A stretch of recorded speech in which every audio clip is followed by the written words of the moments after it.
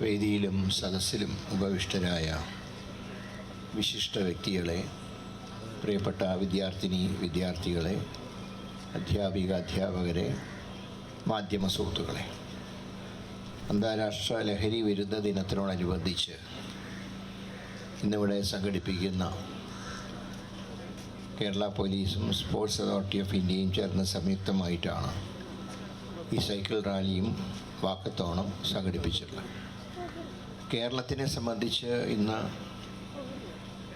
ഏറ്റവും പ്രധാനപ്പെട്ടൊരു കാര്യം, ഓപ്പറേഷൻ തൂഫാൻ എന്ന പദ്ധതി അനുസരിച്ച്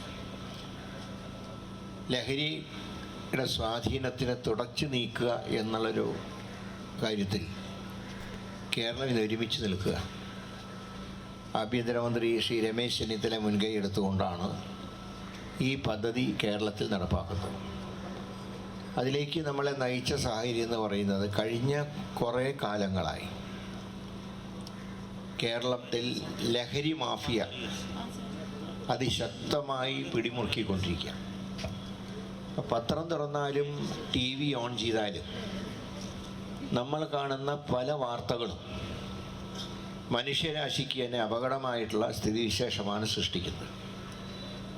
ഇപ്പോൾ മക്കൾ മാതാപിതാക്കളെ കൊന്നു, മാതാപിതാക്കൾ മക്കളെ കൊന്നു, പിഞ്ചു കുഞ്ഞിനെ എറിഞ്ഞു കൊന്നു എന്നൊക്കെയുള്ള വാർത്തകൾ.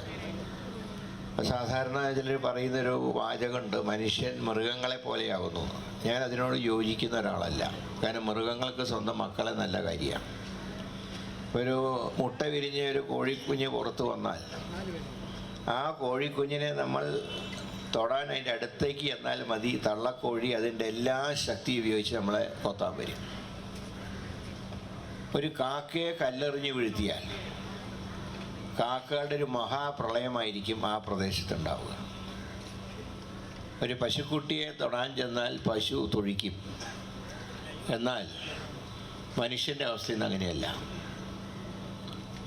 യാതൊരു ദാക്ഷിണ്യവും ഇല്ലാതാണ് സ്വന്തക്കാരെ കൊന്നൊടുക്കുന്നത്. അതിൻ്റെ മുഖ്യ കാരണം ഈ ഡ്രഗ്സിൻ്റെ സ്വാധീനം തന്നെയാണ്. എൻ്റെ മുമ്പിലുള്ള ഈ കുട്ടികളെ പോലുള്ള പ്രായത്തിലുള്ളവർ പോലും ഇതിൻ്റെ സ്വാധീനത്തിന് അടിമപ്പെടുക.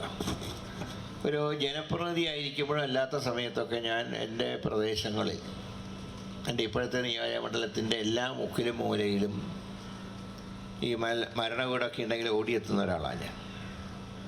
പലപ്പോഴും വിദ്യാർത്ഥിനികളോ ആത്മഹത്യ ചെയ്യുമ്പോൾ അവരുടെ മാതാപിതാക്കളോട് കുട്ടിക്ക് എന്ത് സംഭവിച്ചു എന്ന് ചോദിക്കുമ്പോൾ അവർ പറയുന്ന ഒരു ഒറ്റ എല്ലാ സ്ഥലത്തും എനിക്ക് കിട്ടുന്ന ഒരു റിപ്ലൈ ആണ്, അവന് മെൻ്റൽ ഡിപ്രഷനായിരുന്നു, അല്ലെങ്കിൽ അവൾക്ക് മെൻ്റൽ ഡിപ്രഷനായിരുന്നു.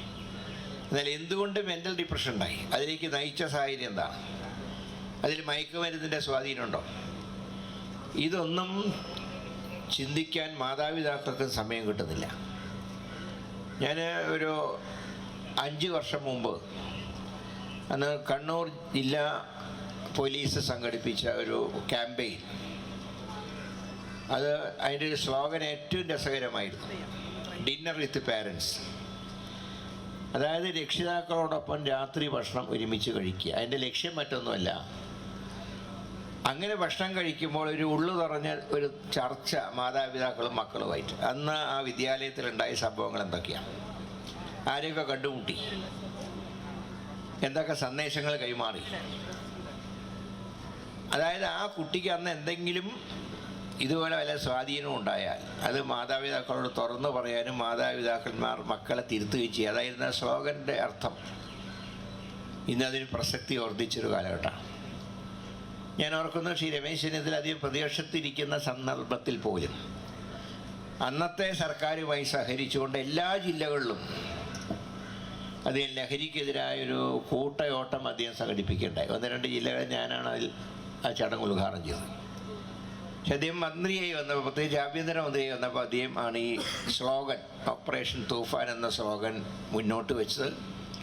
ഇന്നതിന് നല്ല രീതിയിൽ സമൂഹത്തിൽ നല്ല പ്രാധാന്യം കിട്ടുക.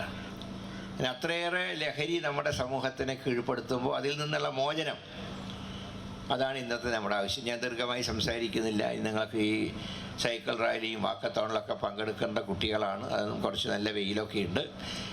എങ്കിലും അതിനെയൊക്കെ അതിജീവിച്ച് മുന്നോട്ട് വന്ന വിദ്യാർത്ഥികളെയും കേരള പോലീസിനെയും സ്പോർട്സ് കൗൺസിൽ ഓഫ് ഇന്ത്യയും കേരള ഡിപ്പാർട്ട്മെൻറ്റിനെയും ഒക്കെ അനുമോദിച്ചുകൊണ്ട് ഇന്നത്തെ ഈ ചടങ്ങ് നിങ്ങളെല്ലാവരും അനുവാദത്തോടെ ഉദ്ഘാടനം ചെയ്തായി സന്തോഷം അറിയിക്കുന്നു. എല്ലാവർക്കും എൻ്റെ വിനീതമായിട്ട് നമസ്കാരം. കൂടുതൽ വാർത്തകൾക്ക് news 18 Keralam YouTube channel subscribe ചെയ്യുക.